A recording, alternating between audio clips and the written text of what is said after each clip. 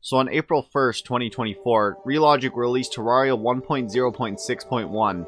Now they did this so we can go back and experience all the nostalgia of old Terraria. But as you're about to see, I suffered immensely. So let's get into it. Naturally, the first thing I did was create my character. And compared to modern Terraria, there are no options for character creation.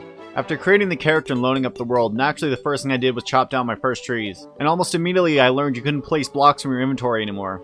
I had to manually put it in my hotbar just to place it. So if you see me throw a bunch of stuff on the ground like 100 times, you know why.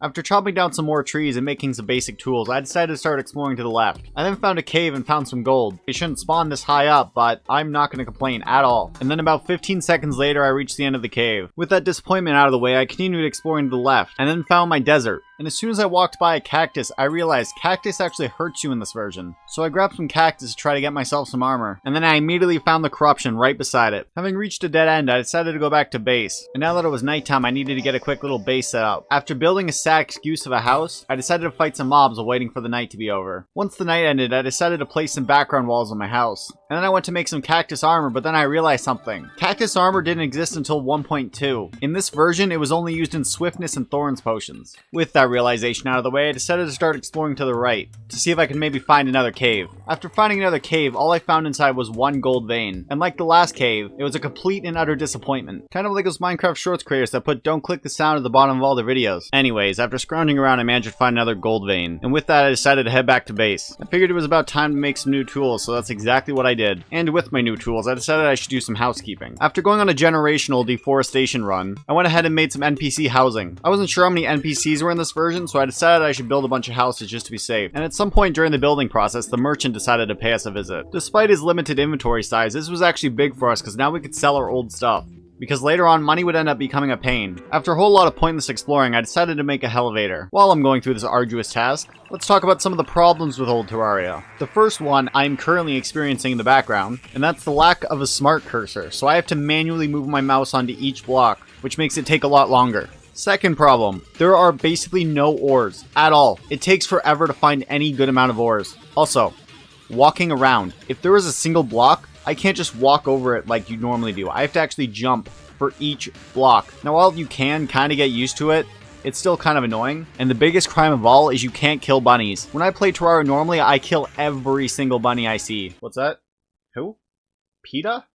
Oh, who cares about them? Anyways, I decided to take a break from making the elevator by working on my base a little more. Since there's no NPC happiness in this version, I decided to just go ahead and make a hotel. Because what are the NPCs gonna do? Complain? I'd like to see them try. I can triple their rent whenever I want. After God knows how long, I finally reached hell, only to immediately be sent running for my life. So naturally I decided to do some more mining, and after about an hour of my life I am not getting back, we finally had some basic armor. Now that I had the armor and a basic weapon, I was able to get past the corruption. And not long after that I found my dungeon. And remembering the old days, I decided to look for a water bowl. And I found one. This would end up being massive for us. I then came across the ocean. I was gonna try to jump down to maybe find some loot, but a shark got in the way of that. With the left side of my world explored, I decided to start heading right. Shocker, I know. The only thing I would find over here is my jungle. So naturally I decided to go check out the underground jungle. I didn't really find much. All I found was an anklet of the wind and some feral claws. After returning home with a full inventory, I decided to expand the base a little more. And not long after, the demolitionists decided to move in. This means I could finally buy some bombs, and I can finally smash some shadow orbs. It only took about 6 hours, but I finally had the weapon I wanted to use for the Eye of Cthulhu. When I got back to base, I noticed it was almost midnight, so I decided to wait for the meteor to spawn in so I could get myself some meteorite armor. As once I had that, I was finally ready to take on the Eye of Cthulhu. On my way over, I decided to smash another shadow orb to see what I could get, and I ended up getting the Vile Thorn, which is actually a pretty good weapon. With that out of the way, I finally found the meteor, so I went ahead and mined it all up. When I got back to base, I tried to craft myself some meteorite armor, only to realize I would need a lot more meteorite if I wanted to make it, so I quickly gave up on that idea and made a phase blade instead. With that disappointment out of the way, I decided to go ahead and make my arena for the Eye of Cthulhu. And then when night came and I tried to spawn him, one decided to spawn naturally. Since we had our musket and this was classic mode, there was no real issue with the Eye of Cthulhu. And about 5 minutes later when day broke, goblins decided to pay me a visit. I was hoping the Goblin Tinkerer existed in this version so I could get myself some rocket boots, as I did know for a fact they were in this version. And while killing goblins, I came across a nice little surprise. After taking care of the goblins, I figured I would go explore the underground jungle to try to get myself some more health. Because as you may have noticed, I'm a little lacking in the health department. While exploring the jungle, I managed to find a gravitation potion. So I decided to use it to see if I could maybe get myself some easy loot. But once I got up there, I found it wasn't your normal sky island. First of all, there were no clouds, and you needed golden keys to unlock the chests. After that disappointment, I figured it was probably best to fight the Eater of Worlds. So I grabbed some potions, went over, made a small arena, and summoned him.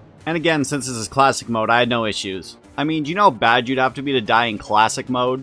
Anyways, after killing him one more time for some more Demonite, I went back to base. Now that I had some shadow skills, I went ahead and made some shadow armor. And while crafting the shadow armor, I remember that every single piece of armor requires 3 times the amount of ores in this version, so I didn't have enough for the helmet. This wouldn't be an issue, as now that I have the pickaxe, I can just go and get some hellstone armor, and that's exactly what I went to do. After getting myself a hellstone bar, I realized something. I would not be able to craft the hellstone armor, as for whatever reason, it requires gold armor in this version, so I was forced to just give up on that entirely. But since my goal was to get the Knight's Edge, I would need enough for the fiery greatsword. So after 15 minutes of hellstone collection duty, I went back to base only to realize I was 3 ores short, so I decided to wait for nighttime to come around so I could fight the Eye of Cthulhu one more time to finish my armor set. And with my new armor set, I decided to go to the dungeon to start making my arena for Skeletron. After making the arena, I decided to sit around and wait till night, so that I could start the Skeletron fight. Now, I know this is going to be a big shock, but since this is classic mode, the fight was an absolute joke. With Skeletron defeated, we now had access to the dungeon.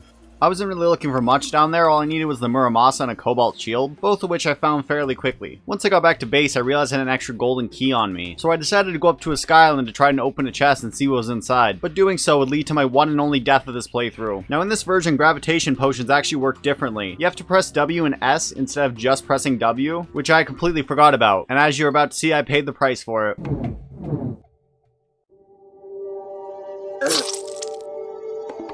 After that embarrassing death, I went back up, this time not making the same mistake twice, only to find the chest had a balloon in it. But now it was time to get back to work. The first thing I needed was a blade of grass, so I went back to the underground jungle to get the materials I needed for it. And with that out of the way, all I needed was 3 more hellstone ore, which I quickly got. Now that I had everything I needed for the Knight's Edge, I grabbed the swords and then finally went over to a demon altar to finally craft the Knight's Edge. And with that, that concludes this playthrough. Thank you so much for watching. I plan on going back and revisiting the other version, so stay tuned for that. This video was a lot of work, so if you enjoyed it, like and subscribe. And let me know if there's anything I can do to improve these videos. But that's everything from me, so once again, thanks for watching.